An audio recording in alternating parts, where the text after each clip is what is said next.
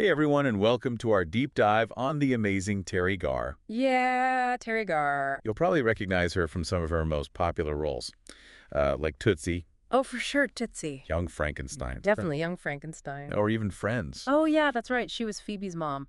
Sadly, she passed away recently at the age of 79, Oh, wow. I didn't realize she was 79. and we thought it'd be a really good idea to explore her incredible journey. Yeah, she was so much more than just a comedic actress. Right, she was. She was a go-go dancer in several Elvis Presley movies. Oh yeah, and how could we forget that? She was an advocate for multiple sclerosis, Huh? and she even survived a serious stalking incident. It's really remarkable when you think about everything she accomplished. Definitely a life well lived. So, okay, let's start from the beginning. Okay, sounds good. Did you know that she was born Teri Garr Wow. right here in L.A. in 1944? I did not know that. Her dad, Eddie Garr, was a vaudeville performer and comedian Oh, wow. who even made it to Broadway. That's incredible. And her mom, Phyllis, was a dancer, a rockette. Wow, Rockette. That's amazing. Talk about having entertainment in your genes. I know, right? Yeah. It's like it was destiny for her to be a performer. Absolutely. And it seems like that performance gene was strong, Yeah, definitely. even though her father passed away when she was only 11. Oh, wow. So young. Leaving the family struggling financially, Teri still found a way to pursue her passion. That's really impressive. She was incredibly dedicated to her dance training, Uh-huh. traveling all over L.A., and even enduring bleeding feet just to go to the best schools. Oh my gosh, that's dedication. That kind of grit and determination really laid the foundation for her entire career. I can only imagine how tough that must have been. You're right, you don't just end up dancing in 9 Elvis movies by chance. No way, that's talent and a whole lot of hustle. Exactly. And we're not just talking about any Elvis movies. We're Yeah. talking about some of his biggest hits, like Viva Las Vegas. Wow, that's Elvis's most commercially successful film. I know. Can you imagine that energy on set? Oh, it must have been electric. All those dancers, the music, Elvis himself. It makes you wonder what those early experiences were like for her. Right? Was she starstruck? Maybe. Did she pick up any tips or tricks from the king? It would have been a whirlwind for sure. Definitely. But one that probably shaped her comedic timing and stage presence Oh, absolutely. in ways that we might not even realize. It's like that saying, you never forget your first. Exactly. Yeah. So how does a go-go dancer in Elvis movies end up getting her first speaking role That's a great question. in a film written by Jack Nicholson, no less? Yeah, that seems like quite a leap.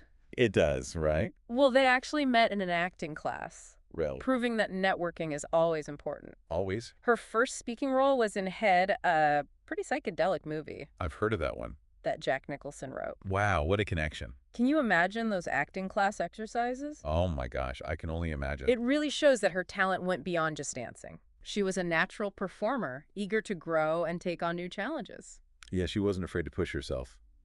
Definitely. I wonder if they ever reminisced about those early days, Oh, that would be fascinating to hear. especially after they both became such big names in Hollywood. Right. Like, did they ever look back and think, wow, we've come a long way? I bet. And from there, it seems like she was popping up everywhere. Yeah, she was. Star Trek, the Sonny and Cher comedy hour, even Batman. Oh, yeah, she was in the pilot episode of Star Trek. I know, it's amazing. That didn't get picked up, though. Right, unfortunately. But still, what a cool credit to have.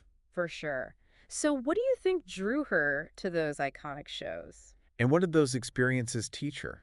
Well, her comedic timing was undeniable, even in those early roles. Oh, definitely. Especially on the Sonny and Cher comedy hour. Right. That must have been an amazing training ground for her. For her quick wit and her talent for physical comedy. All those live sketches and musical numbers. And having to improvise and interact with the audience. I bet that honed her skills in ways that few other experiences could. It's like she was building a foundation brick by brick, Yeah, I like that analogy. preparing for what was to come. And then, bam, the mid-1970s hit. I know, right? And it's a string of incredible movies, The Conversation, Young Frankenstein.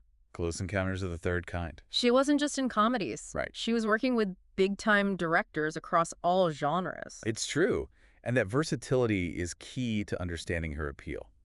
Definitely, she wasn't afraid to take risks and stretch her abilities. 1 minute, she's in a tense psychological thriller, like The Conversation. And the next, she's delivering their iconic line, Oh, you "Could you pull the lever, Kronk?" from Young Frankenstein. Exact. That's one of my favorite lines from that movie. It's a classic. It really shows her range as an actress. That she could move so effortlessly between drama and comedy. And let's be real, Young Frankenstein is a masterpiece. Oh, absolutely. But then comes 1982, and Tootsie, the movie that got her an Oscar nomination for Best Supporting Actress. Wow, that's huge. It's pretty amazing how rarely comedic roles get recognized by the Academy. Especially back then. Yeah. It really says a lot about her talent. It does. You have to remember, comedy is often seen as less serious, Yeah, less deserving of those prestigious awards. that's true. It's kind of unfair when you think about it. For her to be nominated in that category for a role that needed Impeccable comedic timing uh, and a real understanding of character nuance yes, is a major achievement. definitely, and the critics agreed.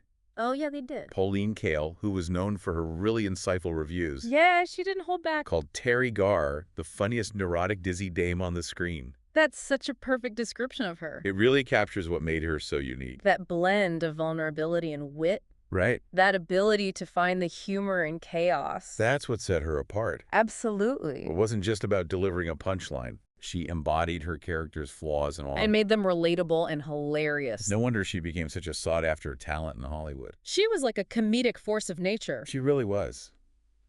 And then came Mr. Mom and After Hours, Two more comedic gems. which really solidified her place as a comedy icon. Oh, total. But her talents went beyond just the big screen. Oh, yeah, for sure. She was a natural narrator on late-night TV. Especially with David Letterman. It's more than just being funny, though. Right. It's about being able to riff and banter.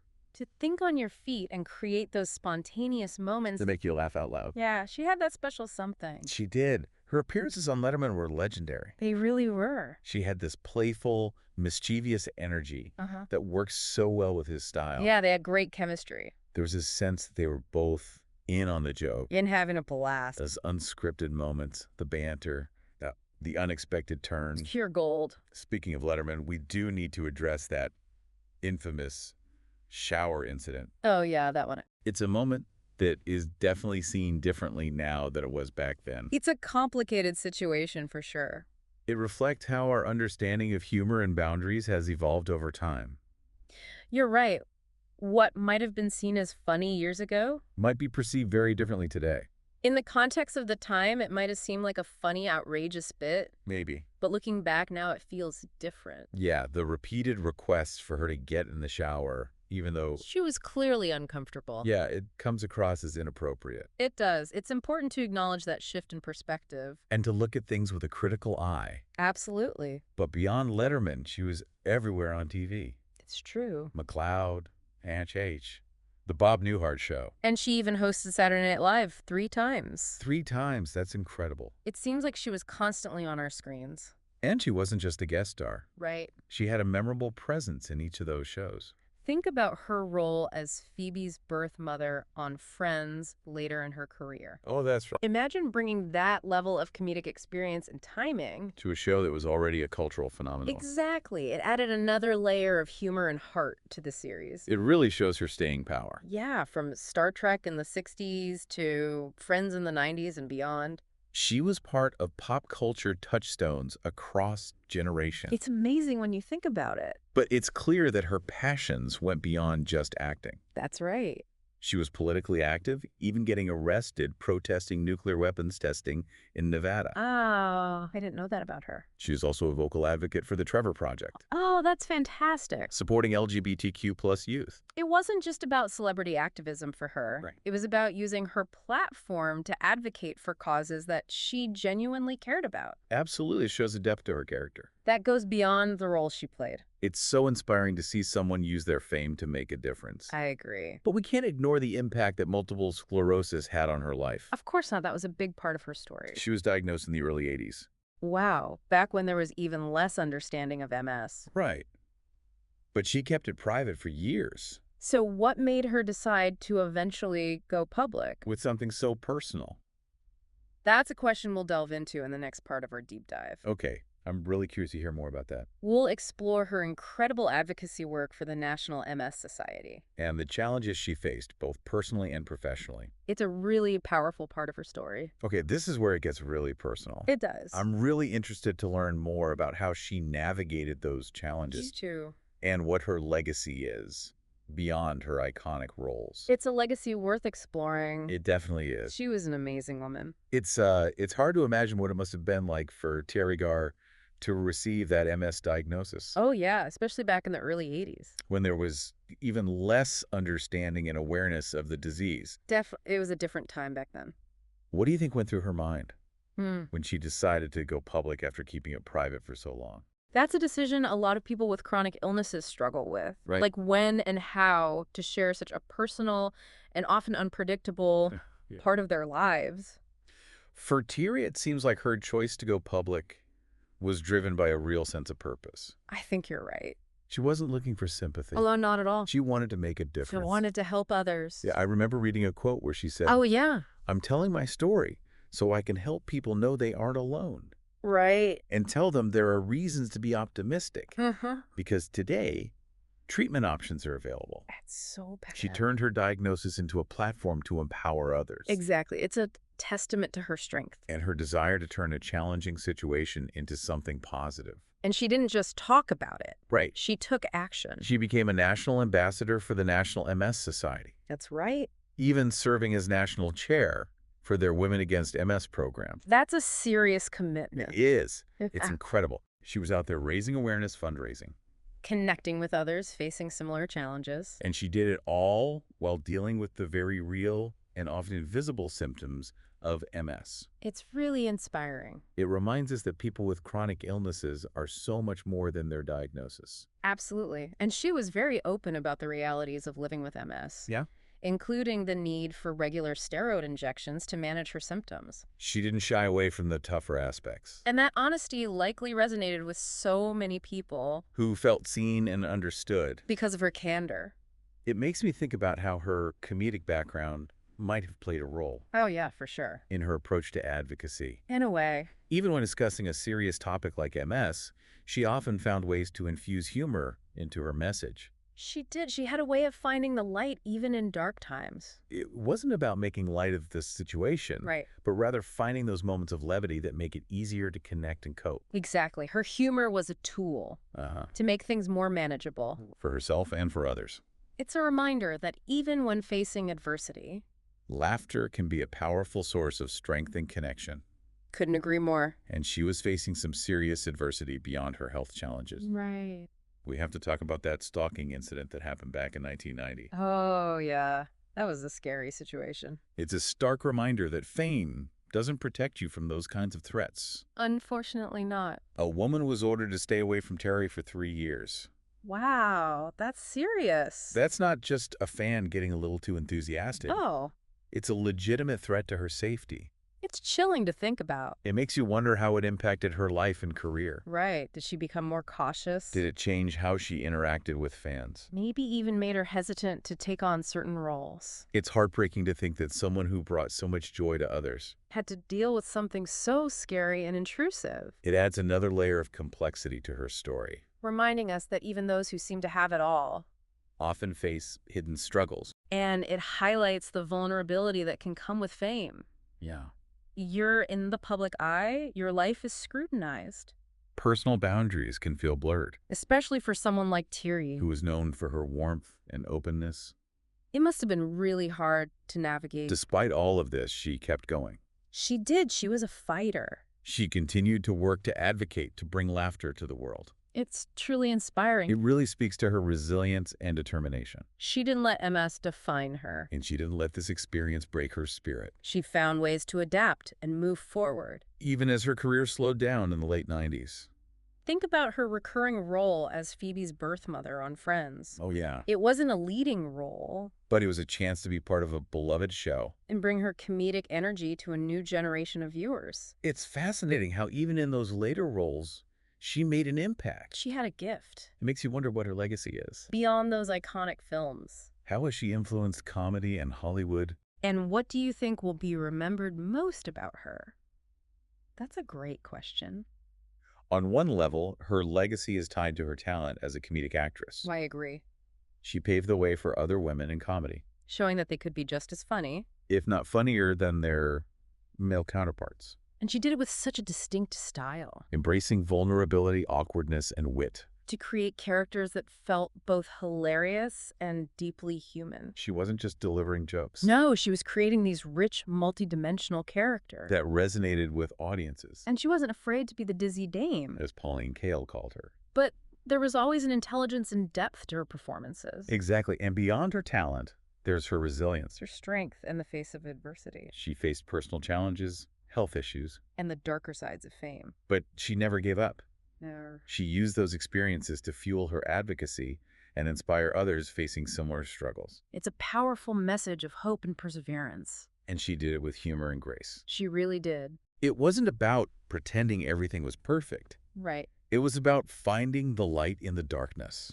And using laughter as a source of strength. I think that's what will be remembered most about her. I think so too. Her ability to find joy and make others laugh. Even in the face of adversity. It's a legacy worth celebrating. It is, even after her passing. Tributes have poured in from colleagues like Mel Brooks, Dustin Hoffman, and David Letterman. It wasn't just about mourning the loss of a talented actress. It was about honoring a friend, a colleague. And someone who brought so much light into their lives. And it's not just those who knew her personally who are feeling the loss. No, countless people have shared their memories of watching her films. Laughing along with her on talk shows. And finding inspiration in her story. It's clear that she touched so many lives. It's a reminder of the power of entertainment. And the way it can connect us across generations. Her work continues to bring joy and laughter to people. Who may never have met her. But who feel like they knew her through her characters and her spirit. It's a reminder that even though she's gone, her legacy lives on. And that's a beautiful thing. It really is. So as we reflect on Teri Garr's incredible life and career, yeah, I think it's worth asking ourselves. Okay. How has the public perception of women in comedy changed since her heyday? That is a good question. What challenges and opportunities do comedic actresses face today? It's a big question. But one that's worth considering as we honor her contributions. And look to the future of comedy. Yeah, it really is a great question to think about. When you look back on Teri Garr's career. It's hard not to think about what Hollywood was like back then. And how it's changed since then. Yeah, she was really breaking new ground. At a time when good comedic roles for women, especially the kind that got awards recognition, were few and far between. It's true. Like, think about her Oscar nomination for Tootsie. That was a big deal. It wasn't just a funny movie. It was a smart, insightful movie. That tackled gender roles and societal expectations. Head on. And for her to be recognized for her comedic talent in that context was huge.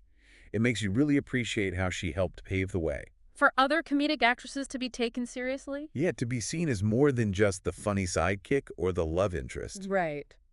Teri Garr proved that women could lead a comedic film. That they could be the source of the wit. And the driving force of the humor. And she did it with such a unique style. That blend of neuroticism and charm. The ability to make you laugh even when her characters were in total chaos. That's not easy to do. It takes a really deep understanding of comedic timing. And a real ability to connect with the audience on an emotional level. You made it look so easy. Yeah, that's part of what made her so brilliant. You can see echoes of Teri Garr in so many comedic actresses today. Oh, totally. It's not necessarily that they're imitating her. Right. But you can see how she influenced a whole generation of performers. Who weren't afraid to embrace their quirks. And find the humor in the unexpected. It's a legacy that goes way beyond those specific roles. She helped change how people saw women in comedy. Showing that they could be just as funny. If not funnier than their male counterparts. And she did it all by being herself. Embracing her unique comedic voice. It makes you wonder, would she have had even more success in today's Hollywood? Where there are so many more comedic roles for women. And they're so diverse. Or would she have faced new challenges? In an industry that never stops changing. It's hard to say for sure. But I have a feeling she would have found a way to thrive. I think so too. Her talent and her spirit were just undeniable. She would have adapted and evolved. Found new ways to make people laugh. And to use her platform to support the causes she cared about. That's just who she was. Resilient. Determined. And always ready to make you smile. Her story is a good reminder that even in all the glitz and glamour of Hollywood, there are real people. With real stories. Facing real struggles. And sometimes those struggles makes them even stronger. Even funnier. And even more inspiring. Absolutely. And if you want to learn more about her journey, I highly recommend her autobiography. Speed Bumps.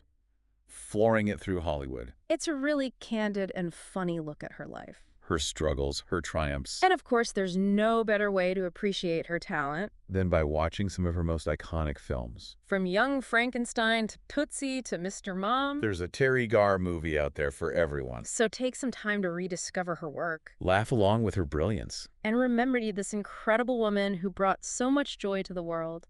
Thanks for joining us as we explored the life and career of Teri Garr. We hope you've come away with a deeper appreciation for her talent, her humor, and her impact on the world of comedy. Until next time, keep exploring, keep learning, and keep laughing.